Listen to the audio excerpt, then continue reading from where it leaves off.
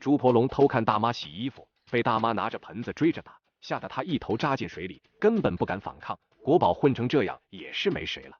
这位大妈当时正提着篮子在河边洗衣服，洗着洗着，突然感觉有一道冰冷的视线正盯着自己。她猛地抬头一看，距离她1米左右的位置有一只猪婆龙，只露出鼻子和眼睛，好奇地看着大妈的动作。大妈或许是没反应过来，又或许是觉得这道视线过于冰冷，于是便抄起铁盆朝着她砸了上去，一把将铁盆扣在了她头上。没想到这只猪婆龙不仅没有对大妈发起攻击，反而在感觉到一阵吃痛之后便没了动静，趴在地上哼哼叫。大妈原本以为自己今天要逃不掉了，没想到这只猪婆龙比自己还害怕，忍着痛头也不回的离开了。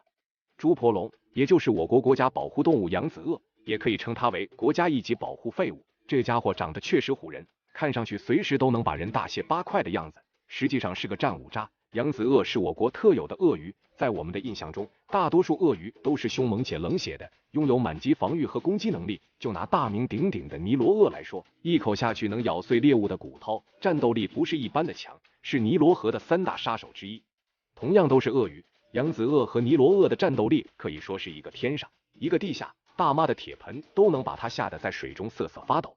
前些年扬子鳄闹出的笑话并不少，网友们经常笑称扬子鳄还是很强的，大鳄都打不过它。扬子鳄唯一一次伤人事件也是惹人发笑。据说当时这只扬子鳄正在桥上看风景，路过的行人猛然间看到这么大个的鳄鱼，一瞬间没有反应过来，吓得直接从桥上掉下来。而扬子鳄也被这巨大的动静吓了一跳，赶紧逃离现场。一时间不知道到底是谁更恐怖一点。和其他鳄鱼相比，扬子鳄明显更加温顺，虽然它的咬合力也有600公斤，但这并不妨碍扬子鳄是一种胆小且怕人的鳄鱼。早些年前，安徽地区还有不少人家将扬子鳄当作宠物饲养。安徽这位大妈洗衣服的时候遇到的这只扬子鳄，或许也是太饿了，想找点食物，没想到大妈直接对它一顿输出，扬子鳄只好暂时躲避。说不定大妈这一顿操作下来，这只扬子鳄要一直躲到晚上才肯出门觅食了。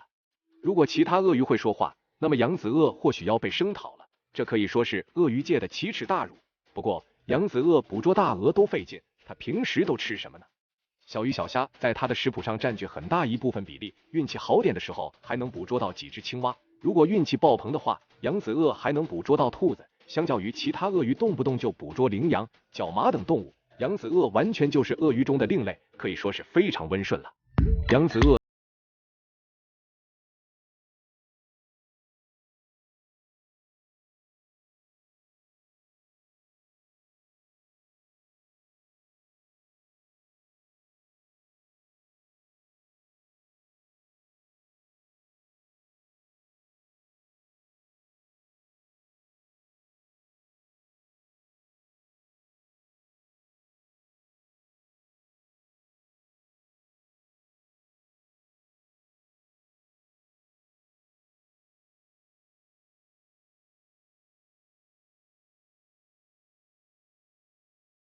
总之，最好不要随意招惹、触碰扬子鳄。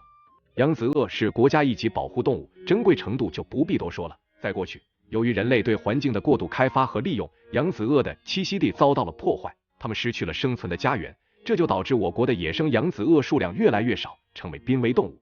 如今，我国已经开始人工繁育扬子鳄，数量也已经达到了1万多只。然而，这只是人工繁育的结果，野外扬子鳄的数量还是较为稀少。为此，我们只能一边进行人工繁育，保证扬子鳄的数量，一边对扬子鳄的生活环境进行保护，为其提供更好的栖息地。如今的野生扬子鳄数量甚至不足380只，希望在人类的保护下，野生扬子鳄的数量也能尽快恢复。